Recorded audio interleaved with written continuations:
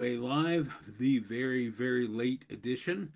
A lot of things happened today that kind of threw some wrenches into the mix, and I will talk more about those tomorrow. But today, it is Tuesday, which means it is Speaking Tip Tuesday. And as you can see in the title, today it's all about what should I memorize? What should you memorize? It's really easy to confuse speaking with theater. And I did theater for all 5.5 years that it took me to earn my 4 year degree, and I had to memorize lots and lots of lines. I had to memorize stage movements, had to memorize everything. But when you're speaking, you don't have to memorize much at all. You also think when you're considering what you do want to memorize, how much can you actually memorize effectively? Because a speech can be 45 minutes of you talking. There's no way you're going to memorize 45 minutes unless, you've given that speech for 10 years like Zig did, Zig Ziglar, over 25, 30, 40, 50 years. He'd give the same stories, the same speech. So he basically memorized it. If you're speaking in Toastmasters for 5 to 7 minutes, even that can be tough to memorize.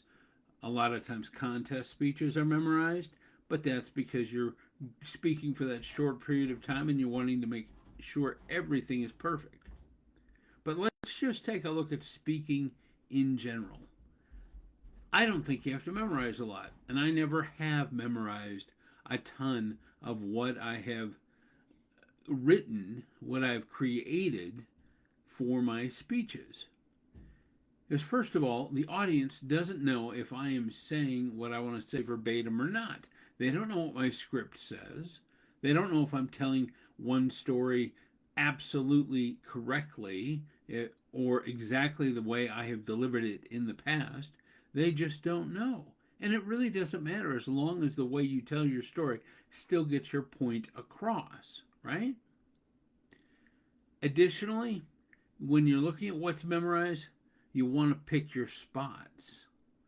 You want to have maybe the first line or so of your speech memorized because those are important lines to get the attention of your audience. You want to have your close memorized, the last couple of minutes or the last couple of lines, because again, those are important. You might have a humor line here or there that you want to memorize so that you make sure you say the humor in the most humorous way. And you might have a poignant point. Poignant, that's a word that's hard to say. You might have a poignant point that you want to say in a very specific manner that has been crafted word for word. And so you can memorize those. You can really memorize anything you want. But the problem is you can be tempted to memorize too much, and then you could be in the middle of your speech, forget where you are, or drop a word and get thrown off. And suddenly you're up there not knowing what you're going to say next. And you're desperately seeking in your brain to go back to that script to find that perfect word. So don't feel like you have to memorize. There is a term called internalizing. And that's what giving a speech over and over and saying the same stories, telling the same stories over and over does. It helps you internalize those stories and those messages. And that's a great way to memorize over time without actually memorizing. The less you memorize, the more natural you're going to be, the more authentic you're going to be. So, how much should you memorize? Not a lot. What should you memorize? Beginning, close, maybe some lines of humor, maybe a specific poignant point here or there.